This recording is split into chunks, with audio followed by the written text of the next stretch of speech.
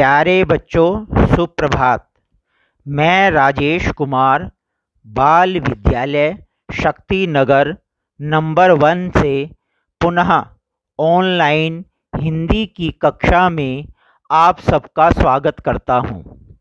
आशा है आप सब मन लगाकर पढ़ाई कर रहे होंगे एवं प्रसन्नचित्त होंगे।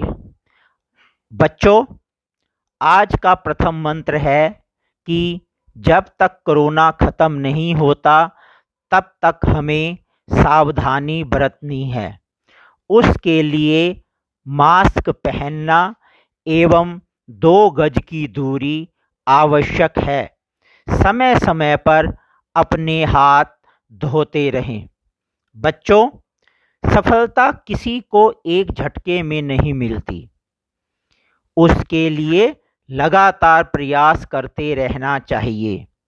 सफलता उन्हीं को मिलती है जिनके जीवन का एक लक्ष्य होता है और वे अपने लक्ष्य के प्रति ईमानदार एवं दृढ़ संकल्प होते हैं। सफलता प्राप्त करने के लिए हमें विश्वास करना होगा कि हम यह कर सकते हैं। किसी ने कहा है, जहां तुम हो वहीं से शुरुआत करो। जो कुछ भी तुम्हारे पास है उसका उपयोग करो और वह करो जो तुम कर सकते हो। जब तक किसी काम को किया नहीं जाता तब तक वह असंभव लगता है। न कभी भूत के बारे में सोचो, न ही भविष्य की चिंता करो। अपने दिमाग को सिर्फ वर्तमान में लगाओ। कवि सोहनलाल द्विवेदी जी के इन शब्दों के साथ, लहरों से डरकर नौका पार नहीं होती, कोशिश करने वालों की कभी हार नहीं होती, डुबकियां सिंधु में गोताखोर लगाता है, जा जाकर खाली हाथ लौट आता है, मुट्ठी उसकी खाली हर बार नहीं होती, कोशिश करने वालों की कभी हार नहीं होती। इसी के साथ शुरू करते हैं आज का पाठ पद्माकर। प्यारे बच्चों, पद्माकर रीति काल के सुप्रसिद्ध कवि माने जाते हैं। इनका जन्म सन 1753 में उत्तर प्रदेश के बांदा में हुआ था। इनके पिता का नाम मोहनलाल भट्ट था। ये जाति के तेलंग ब्राह्मण थे। इनका पारिवारिक वातावरण कवित्वमय था। इनके पिता तथा अन्य वंशज कवि थे। इनके वंश का नाम ही कवीश्वर पड़ गया था। पद्माकर अनेक राजाओं के आश्रित रहे। बूंदी नरेश की ओर से इन्हें विशेष सम्मान प्राप्त हुआ था। पन्ना के महाराज ने भी इन्हें अनेक गांव दान में दिए। जयपुर नरेश ने इन्हें कविराज शिरोमणि की उपाधि से अलंकृत किया। इनका निधन सन 1833 में हुआ।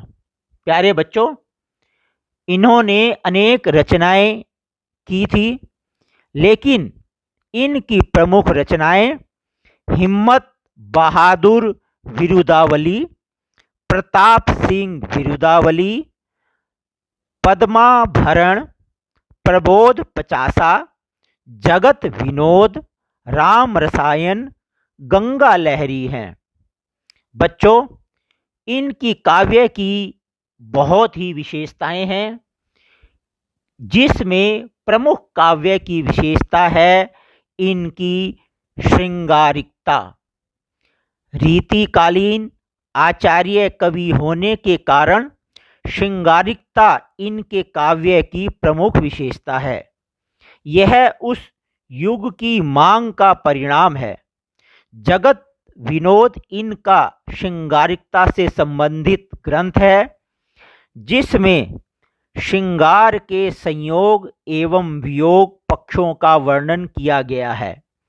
इन्होंने संयोग श्रृंगार का वर्णन बहुत ही सजीव और सरल भाव से किया है।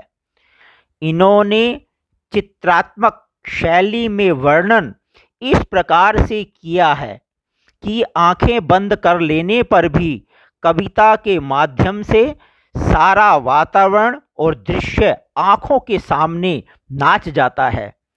इनके श्रृंगार का धरातल मानवीय है। प्रेम क्रीड़ाओं को प्रकट करने में इन्हें विशेष सफलता मिलती है। इनके द्वारा रचित वियोग श्रृंगार में प्रकृति का उद्दीपन रूप अधिक दिखाई देता है।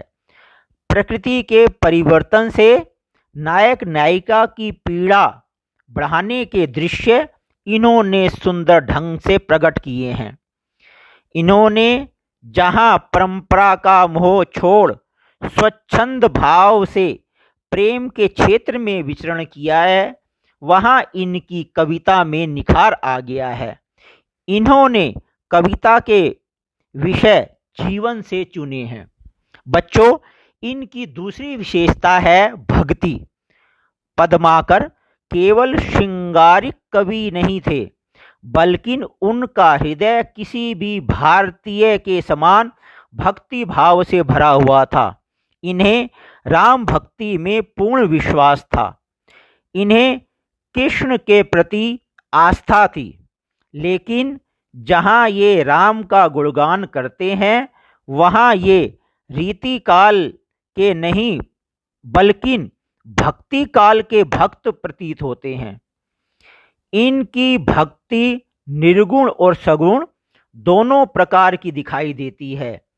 इन्हें गंगा के प्रति अपार श्रद्धा थी।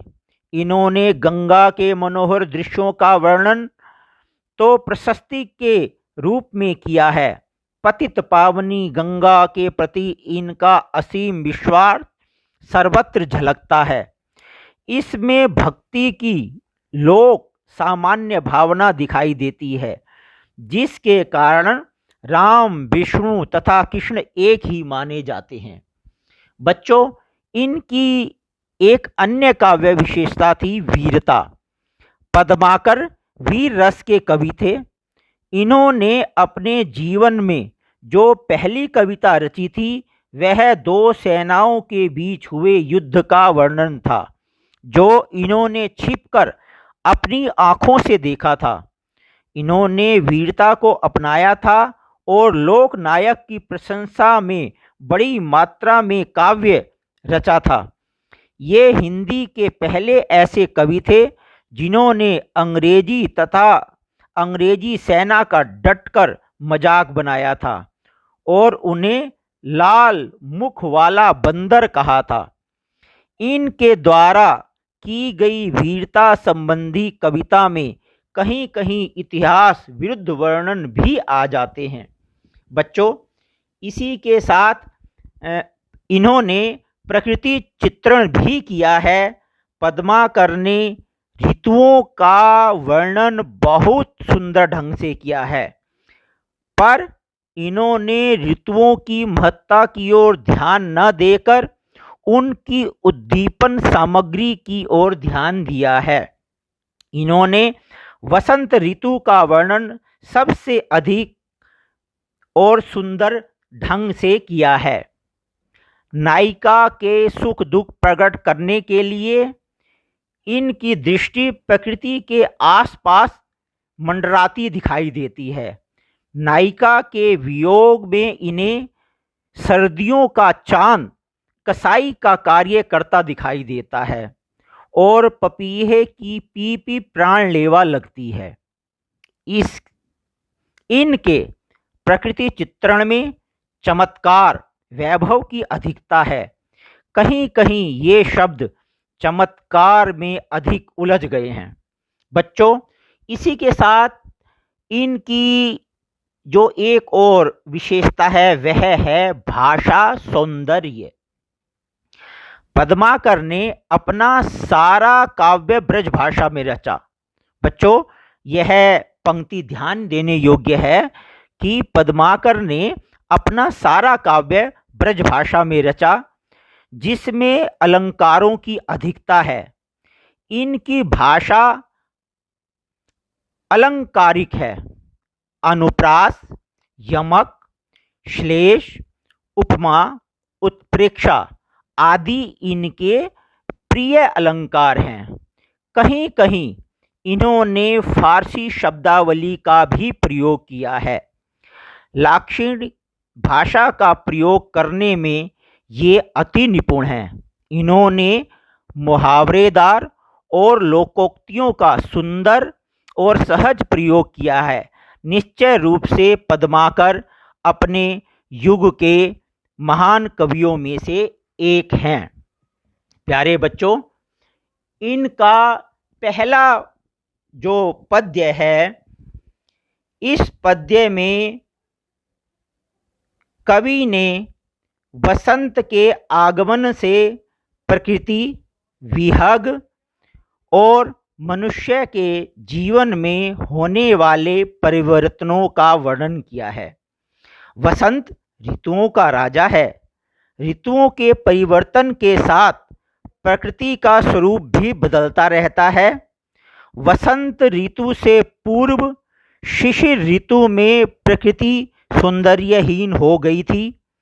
वसंत के आगमन से वृक्षों पर नए नए कोपल और पुष्प विकसित हो गए हैं। पक्षीगण भी अनोखा कलरव कर रहे हैं। वसंत के आगमन से इस प्रकार के अनेक परिवर्तन हुए हैं। स्त्री, पुरुष, पशु, पक्षी, वृक्ष आदि सभी पर इसका प्रभाव परिलक्षित होता है।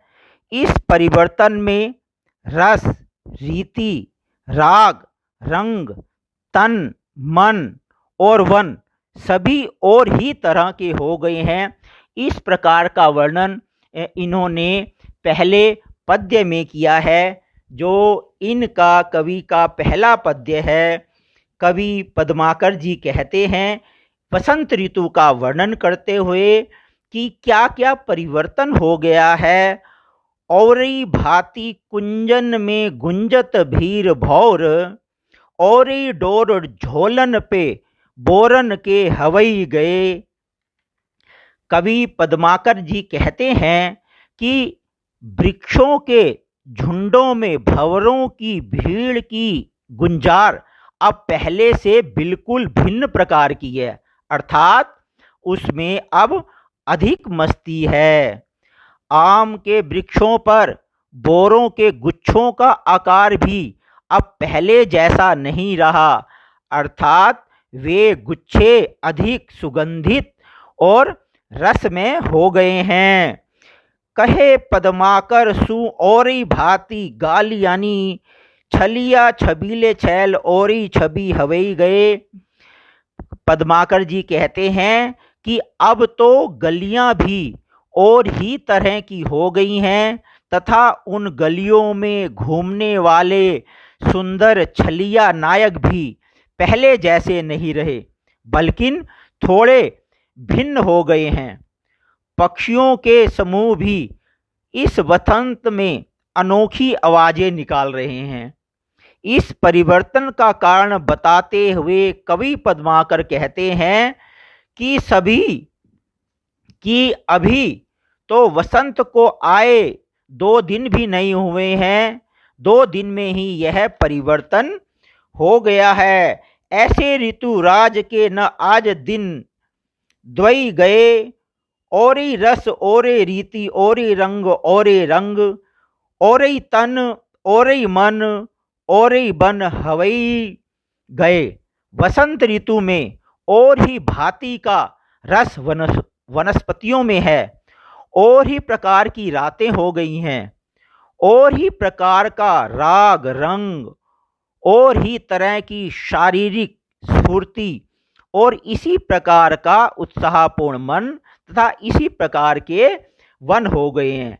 प्रथम पद्य में कवि ने इस प्रकार का वर्णन किया है कि वसंत ऋतु का प्रभाव हमारे ऊपर ही नहीं अपितु वनस्पति के ऊपर भी पड़ता है। प्यारे बच्चों, इसमें जो विशेष बातें हैं उसकी ओर हमें ध्यान देना चाहिए। इस प्रथम पद्य में कोमल शब्दावली का प्रयोग किया गया है। जैसा कि आपको बताया गया है, भाषा मधुर ब्रज है तथा बोलचाल की भाषा है। अनुप्रास अलंकार का सुंदर प्रयोग किया गया है। वसंत की मादकता का चित्रण है। और शब्द के प्रयोग से भेदकातिशयोक्ति अलंकार का प्रयोग हुआ है। और यहाँ पर क्या है, संयोग श्रृंगार है। जैसे हमने पहले भी बताया था कि जहाँ पर वर्णों की समानता होती है वहाँ पर अनुप्रास अलंकार होता है। इसी के साथ हम अब आते हैं बच्चों इसके दूसरे पद्य की ओर। इसका जो दूसरा पद्य है, दूसरे पद्य में कवि ने होली के अवसर पर गोपिका की मनोदशा का वर्णन किया है। गोपियाँ लोक निंदा और सखी समाज की परवाह किए बिना कृष्ण के प्रेम में डूबे रहना चाहती हैं। गोकुल की गलियों और गांवों में जहां तक भी लोग हैं, वे सब होली के अवसर पर कुछ ना कुछ अविवेकपूर्ण बातें करते हैं। पद्माकर जी ग्वालिन के अनुराग को व्यक्त करते हैं। जब चतुर सखियां लोक लाज से डर कर कृष्ण के रंग को निचोड़ने के लिए तैयार हैं, उस समय भी यह ग्वालिन कृष्ण रंग से मुक्त नहीं होना चाहती। तो जो पद्माकर जी का जो दूसरा पद्य है इसी की ओर संकेत करता है। प्यारे बच्चों, इसमें बहुत बार पूछा जाता है कि आप इसकी सप्रसंग व्याख्या कीजिए। सप्रसंग व्याख्या का अर्थ है कि आपने उसमें यह बताना है कि प्रस्तुत पद्य रीतिकाल के प्रमुख कवि पद्माकर द्वारा रचित है। पद्माकर जी प्रस्तुत पद में होली के अवसर पर एक गोपिका की मनोदशा का चित्रण करते हुए लिखते हैं। इस प्रकार आपने प्रसंग बता के उस पद्य की व्याख्या करनी है। और आप बच्चों, आप सबको पता ही है कि जब होली का त्योहार आता है तो होली में सब मस्त हो जाते हैं, सब ऊट पटांग बोलने लगते हैं। जो जिसके मन में आता है वह बोलता है, एक दूसरे को छेड़ते हैं, लेकिन उसके बाद भी कोई किसी बात का बुरा नहीं मानता। इसी बात को कवि ने इस पद्य में कहा है। कवि कहते हैं गोकुल की होली का यहाँ पर कवि ने दृश्य वर्णन किया है। गोकुल के कुल के गली के गोपन गांव के जौ लगी कछु को कछु भागत भनई नहीं। गोकुल की गलियों और गांव में जहां तक भी लोग हैं वे सब के सब होली के अवसर पर कुछ ना कुछ कह रहे हैं, अर्थात अविवेकपूर्ण बातें कर रहे हैं। पद्माकर कवि कहते हैं कि ग्वालिन कहती है कि पड़ोस में, पिछवाड़े में, सामने दरवाजे पर, अर्थात कहीं पर भी कोई किसी के गुण और अवगुणों की गणना नहीं करता।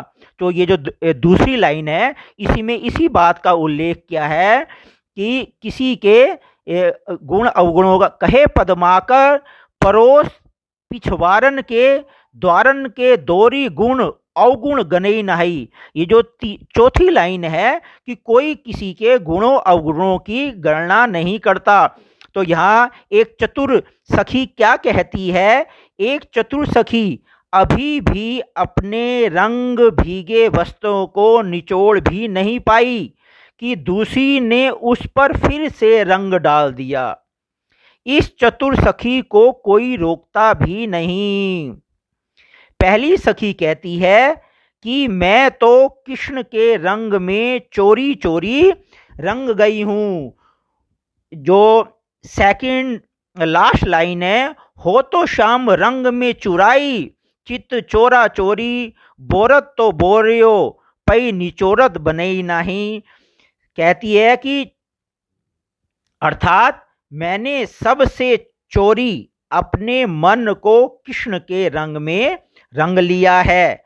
एक बार अपना मन कृष्ण के रंग में रंग देने के पश्चात अब मैं उसे निचोड़ने अर्थात उससे मुक्त होने के लिए तैयार नहीं हूं। प्यारे बच्चों, इस दूसरे पद्य में पद्माकर जी ग्वालिन के अनुराग को व्यक्त करते हैं। जब चतुर सखियां लोक लाज से डर कर कृष्ण के रंग को निचोड़ने के लिए तैयार हैं, उस समय भी यह ग्वालिन कृष्ण रंग से मुक्त नहीं होना चाहती। प्यारे बच्चों, ये जो दूसरा पद्य है, इसमें यदि हम देखें तो इसमें कुछ विशेष बातें उल्लेख की गई हैं। ग्वालिन कृष्ण रंग में रंग कर उससे मुक्त नहीं होना चाहती, यही बात उसके अनन्य प्रेम की सूचक है। जब आप इसकी व्याख्या करेंगे तो व्याख्या के बाद किसी भी पद्य में आप यह जरूर लिखेंगे कि इस पद्य में विशेष क्या है। श्याम रंग यहाँ एक शब्द आया है बच्चों, सेकंड लास्ट लाइन में श्याम रंग में यहाँ पर क्या है, श्लेष अलंकार है। श्लेष अलंकार कहाँ होता है, जहाँ दो अर्थ होते हैं। श्याम का अर्थ काला है और कृष्ण भी है। यहाँ देखिए, एक शब्द के जहाँ दो अर्थ होते हैं वहां पर क्या होता है, श्लेष अलंकार होता है। तो यहाँ पर क्या है, श्याम का अर्थ काला भी है और कृष्ण भी है। बोरत ते बोरियो, पई निचोरत बने नाही, यहां पर क्या है, विशेषोक्ति अलंकार है। और बच्चों, जैसा आपको पहले भी बताया था कि यहाँ पर एक कवि कौन है, पद्माकर जी हैं। उन्होंने क्या किया है, ब्रज भाषा का सुंदर प्रयोग किया है, जिसमें तद्भव शब्दावली की अधिकता है। और इसके साथ साथ क्या है, स्वर में लयात्मकता की सृष्टि भी है। इस प्रकार पद्माकर जी ने अपने प्रथम पद्य में जहाँ पर वसंत ऋतु का वर्णन किया है, वहीं पर इन्होंने दूसरे पद्य में किसका वर्णन किया है बच्चों। अब आपको समझ में आ गया है कि यहाँ होली का वर्णन है, और होली के वर्णन में सबकी मनोदशाओं का वर्णन किया गया है। और बच्चों, इसमें यह बहुत महत्वपूर्ण है कि वसंत ऋतु में क्या क्या परिवर्तन होते हैं। जो पहला पद्य है वसंत ऋतु में, अब आपको समझ में आ गया होगा कि वसंत ऋतु में वृक्षों के झुंडों में भौरे गूंजते हैं। आम का बोर अपनी सुगंध से सारे वातावरण को मादक बना देता है। पक्षियों का समूह आनंदमय ध्वनियाँ उत्पन्न करने लगता है। वनस्पतियाँ रस रंग से परिपूर्ण हो जाती हैं।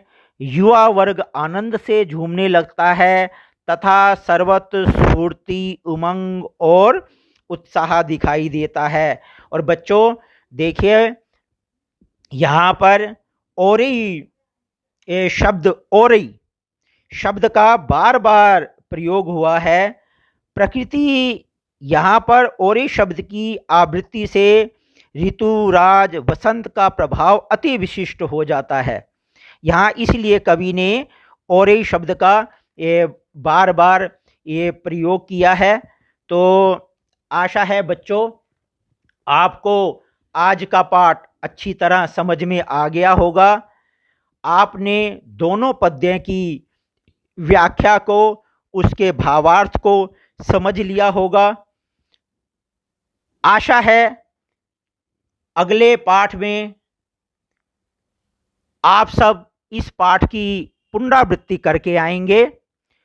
जो पाठ आज पढ़ाया गया है और इसके साथ हम अगले पाठ में इसी पाठ के तीसरे पद्य को और कुछ महत्वपूर्ण प्रश्नों को लेकर उपस्थित होंगे।